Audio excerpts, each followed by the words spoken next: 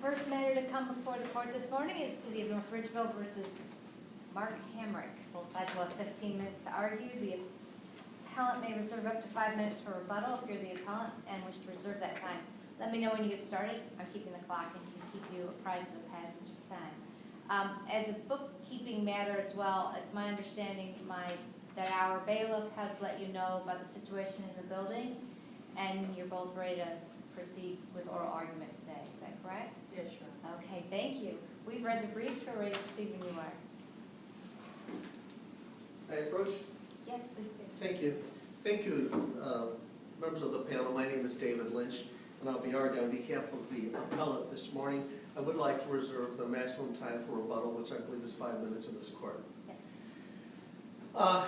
To some extent, when you have a case like this, you feel like you're swimming upstream a little bit, and that's because of the magnitude of case law, which declares that the implied consent law is not only constitutional, but also in the light of the United States Supreme Court declaration that the constitutional provisions that apply to body substances aren't the same as a remark or statement given by a defendant. Although there was recently a South Dakota case in 2016 in which the U.S. Supreme Court seems to be backtracking a little bit because they have indicated that at least the taking of the blood does imply some constitutional requirements. And I will say at the outset that one of the primary arguments made by the state in this particular case is that we don't have an exclusionary rule that applies to these implied consent cases. It's not a constitutional issue. And I will have to say that her reliance on that Hamrick case is right on point. It is not a constitutional issue. However, in Hamrick, in the Myers case, and in the other cases related to that, the courts have consistently said that a motion to suppress is the right place to challenge the implied consent issuance of evidence related to blood alcohol, even if not on a constitutional basis. And the language that's used in all those cases is that while it's not appropriate to say exclusionary in a constitutional sense, it is appropriate to file a motion to suppress if it indicates that the admission of that evidence is prejudicial to the defendant. And so we were in the right form asking for a motion to suppress. In fact, more so than that, I would argue what is more prejudicial to a defendant than the admission of evidence, which obviously points towards guilt. And that's the reason why we filed it as a motion to suppress, and we came forward. Then it gets us to the real question at hand, is can something be said by a police officer which is prejudicial to the admission of that evidence, even under a circumstance where the form has been properly read by the police officer?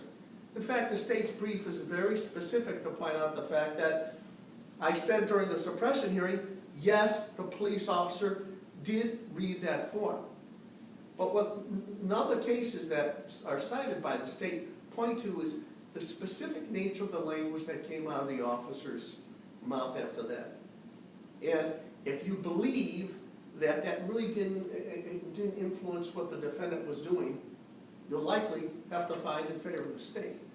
But one of the interesting things about what was brought out in terms of the colloquy between the defendants and the police officer at the time that the test was being admitted was that after the entire form was read, the police officer turns to the defendant, and these are exact words that are contained in both our brief and the state's brief and the transcript. All this means is X.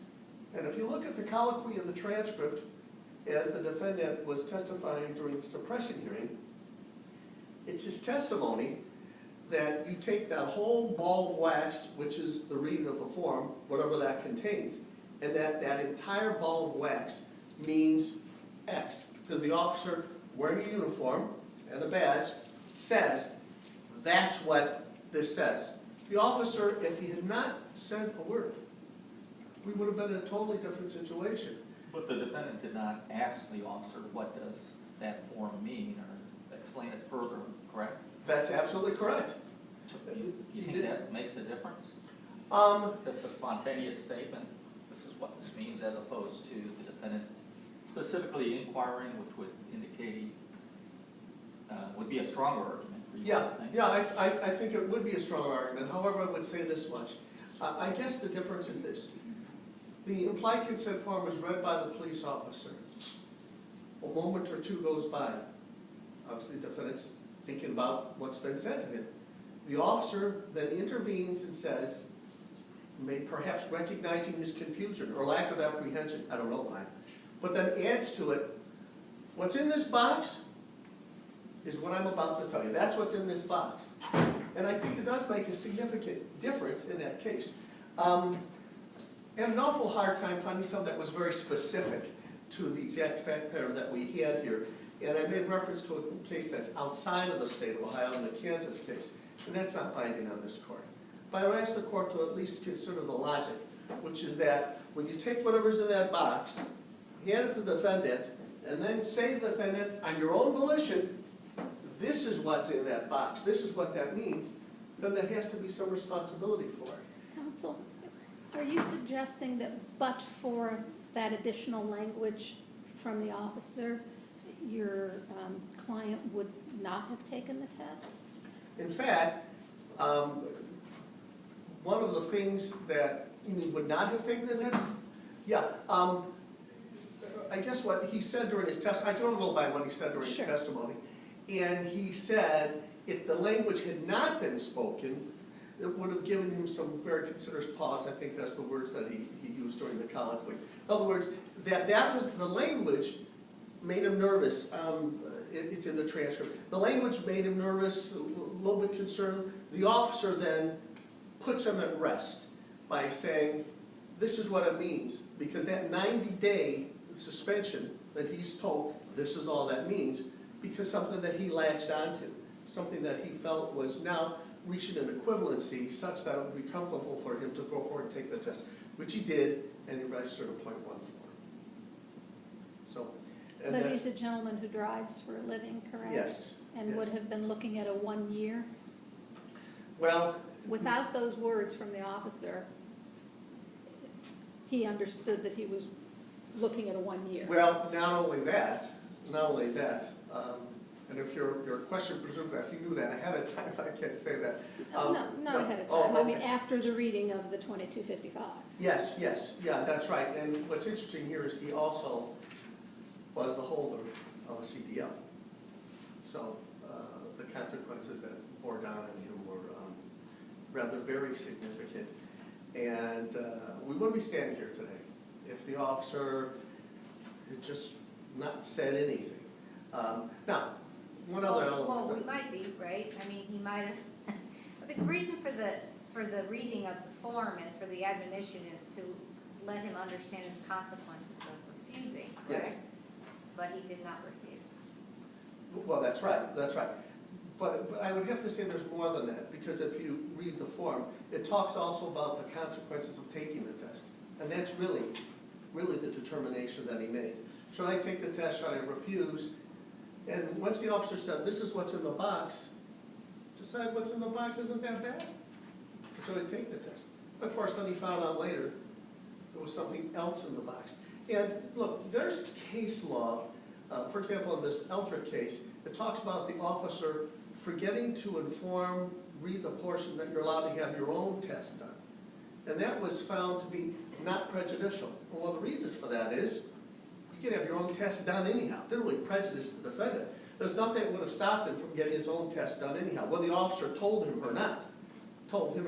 In this case, the officer decided to make this very affirmative assertion. In a sense, I think what he's basically trying to say, look, relax. This is what the form means.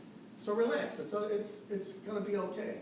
And that's the reason that we came here today and asked that the court consider these various matters. Thank you so much.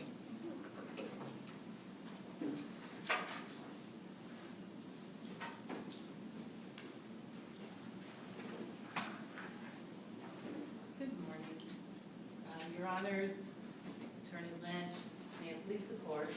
My name is Tony Morgan, and I'm here to represent the city of North Ridgeville today. There's just 3 areas I wanted to go over, and a lot of what Attorney Lynch said does sum up nicely what I intend to say. I would indicate, first of all, that the issue before the court today is presented in terms of an induced consent to take a breathalyzer test based on false information given to defendant. So as an initial matter, I would bring to the court's attention that all the information given to Mr. Hamrick was accurate. It was not false information.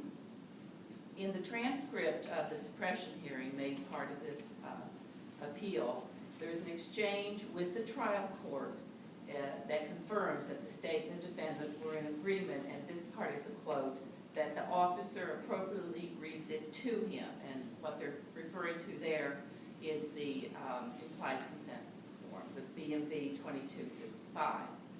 And to put a finer point on that, transcript also indicates, as a quote, he reads the whole thing, and finally there was a stipulation, again a quote, that he read the entire form correctly. So it was not false information. And then additionally, North Ridgeville Police Officer Sabo added to Mr. Hamrick that the data master breath test would be given to him, and he said, if you take the test and you're over an 08 and your license is suspended for 90 days, if you refuse to take the test, it's suspended for 1 year. That also was factually correct information. It's also important to note that at the suppression hearing that Mr. Hamrick did admit that when the form was read to him, that he knew, he heard, that there were other consequences to the driver, other than the driver's license suspension. And that was in the transcript, page 21, lines 14 through 16. So as a secondary matter, while the information given to Mr. Hamrick was factually correct, there are many instances at case law, which Attorney Lynch alluded to, where the information was either incorrect, it was omitted, it was incomplete, and this was still found not to be a violation of constitutional magnitude, and that did not fall within the purview of the exclusionary rule. And I have several examples for the court's consideration of other cases that were similar. These are all in your brief, correct? They are all in my brief, yes, Your Honor. The first one that mentioned by Attorney Lynch was Hamrick, and he appealed because the police did not advise him that he could take a second independent test. And that was required. The court found that the failure to advise, which was required by the ORC, still didn't render the results inadmissible. And it was further noted that, again, not a question of constitutional magnitude. In a somewhat similar case, State v. Clark, Clark argued that the BMV 2255 itself did not adequately advise the arrested person of all the statutory requirements that would flow from, in his case, a refusal. That court also overruled that argument and stated because the ALS is remedial and it's not a punishment under double jeopardy analysis. So again, not of constitutional magnitude. The case Tino, T-I-N-O, which seemed most factually similar to this case. In that one, Mr. Tino alleged that his submission to the breath test was involuntary because he was given incorrect information. The consequences of he was given incorrect information about the consequences of taking or refusing the test. Tino is also similar to this case because he alleged he was somewhat confused because in that case, 2 police officers attempted to assist him in understanding the driver's license suspension and the consequences of taking and refusing. But the Tino court indicated that even if the police gave incorrect information, the results would still be admissible. They found that Mr. Tino's consent was valid because he was read the information that was required. The Tino court looked at a Ohio Supreme Court case Bryan v. Hudson, and that case stated that, and this is a quote, "Reading the top portion of the BMV Form 2255 satisfies the notice requirements of 4511-191C1. City of Wickliffe, also a similar case. There, the defendant alleged also that the police misled him. And there, they told him there would be 90 days of suspension because his BAC was over the legal limit. He alleged that he didn't realize, as similar to this case, that there were other penalties except for the ALS. Again, argument rejected by the court, stating that the fact that he failed to recognize that he would be subject to other penalties does not question the validity of his consent to take the BAC. We would urge that this court come to the same conclusion, especially given the fact that the appellant in this case admitted that he did hear there were other consequences, and also that the BMV 2250 form was read properly to him. The court also noted, again, in the same case, no constitutional violations. In another example, State v. Morgan, the court there indicated that a voluntary consent is not even a constitutional necessity, and that being the case, that an officer's gratuitous comments regarding the consequences were not relevant to their discussion. And the same conclusion reached in State v. Eaton, where it was found that there is no statutory or constitutional authority that would inquire, and I found this one to be interesting, that would require officers to advise defendants of every information that would be necessary in their best personal interest, in their best legal interest. And as a practical matter, that would be probably asking more than we want, that we would even want police officers to do. State v. Rohr indicated that even where it's an improper or incomplete reading of the BMV form, and even where there is an improper or incomplete advice given to the defendant, there is no constitutional significance to that, and the information is still admissible. Beyond that, and finally, the state asserts that any requirements related to consent imposed at law are completely satisfied when the officer reads to the arrested person the BMV 2255 form. The Supreme Court in the city of Bryan v. Hudson, Hudson challenged the statutorily required language of the form itself. He indicated that it was insufficient. He alleged that the arresting officer should have to be specific to each person arrested regarding the ALS. However, the court then stated that the statutory requirement, again, is met when that top portion of the BMV is read. And again, as a practical matter, that makes sense. That is, it meets all the statutory requirements, it's there, it's given to everyone consistently by every officer in the same way.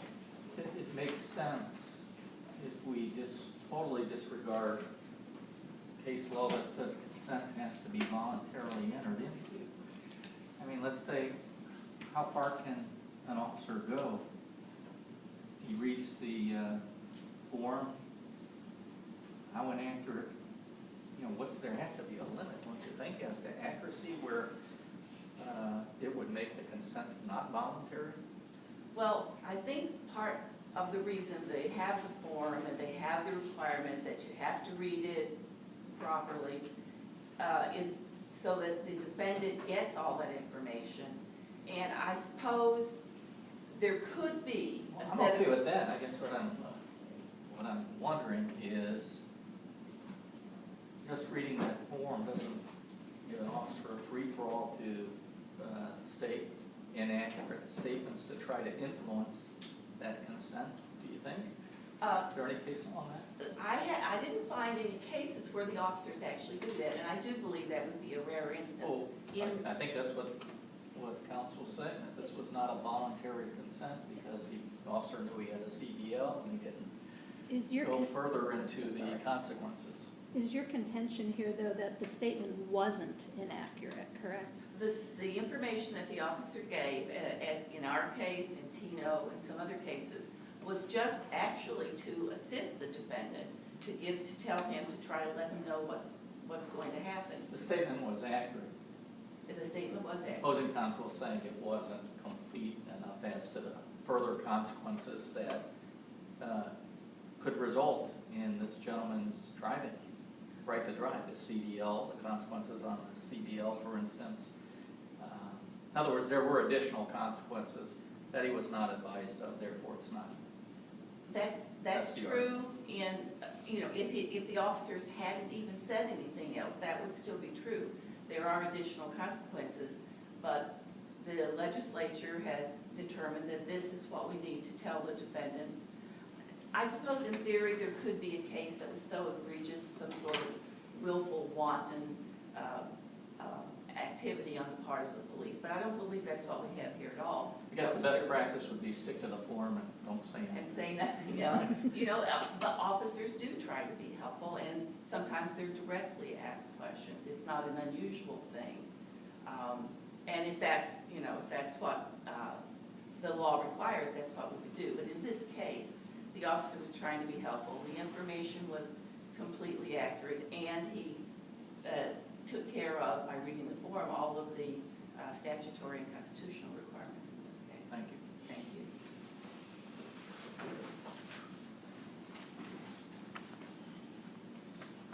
Thank you. May it please the court again. Just one point I want to make sure I start off with right. The reading of the form was entirely accurate. The additional statement was not accurate, because the officer says, all this means is that you can, worst that can happen to you is a 90-day suspension. That wasn't an accurate statement. I was correct in Yeah. summarizing that. It means more than what he's Yes, said. yeah. You're not disputing, are you disputing the all this means, or are you disputing the 90 days? Well, obviously, I'm not just being, all this means in the sense that I think what all this means conveyed to the defendant was that whatever the consequences are, 90-day suspension is it. So I guess I'm disputing both to some extent. But the 90 days was accurate. It's kind of apples and oranges, isn't it? The 90 days referred strictly to ALS. You are including also potential consequences for a finding of guilty on the OBI, which is greater than 90 days. Well, that's right, and of course, that's a consequence of a positive reading if you take the test. Just a couple other things Laura mentioned very briefly. The Rice case is cited in my brief, and it goes to the point that, Your Honor, you were raising with reference to the fact that where to draw the line? When is it not voluntary? What else can some people say? I want to point out the Morgan case that was cited by the state indicates where the police officers, the other thing the officer said wasn't a reinterpretation of the ALS or the consent form. That officer said, the judge around here doesn't like it when people don't take the test. That was the statement was being contested. It had nothing to do with reinterpreting the information. The the Clark case was all about the constitutionality of the implied consent law, not the statements that were made. That was the only thing interpreted by the court, the constitutionality of the implied consent law. The Tino case, which the state says is the one that's really laser with what we're doing here. After the officer had the colloquy with the defendant in that fact pattern gets on the phone and talks to a lawyer about the whole entire situation. The Tino case can't be put in the same category as the case that we have at hand, because that defendant had an opportunity to speak to his own legal expert and then make a decision after that, after conveying to the lawyer all the things that the police officer had said. Well, you said opportunity to. Wouldn't your client also have had the opportunity to? If you read through that transcript, there's only a few seconds between the time that he had that. And I suppose he would have had the opportunity, but there's a difference between opportunity and, in fact, engaging in that colloquy. And that's really the distinction. His own legal advisor was someone that he consulted with and then made the determination. Implicitly then, covering us from any danger that might have occurred of an officer giving misleading information. And that's the reason I say, when we're having these arguments about, or discussions about the exclusionary rule and the constitutionality, that's not what Hamrick says, that's not what Myers says, that's not what the whole line of cases in Ohio gets to. All of them say, look, it doesn't have to do anything with the Constitution, although the Constitution is important. It has to do whether or not that the defendant is prejudiced by what occurred. And of course, the admission of evidence, which is presumptively conclusive as to an individual's intoxication at the time of the event, is awfully prejudicial. And that's the reason why we went through this process this morning. Thank you very much. Thank you. Thank you both for your presentations this morning. Court will take the matter under advisement. We'll issue a written decision. Will be mailed to both sides as well as posted on the Ohio Supreme Court website.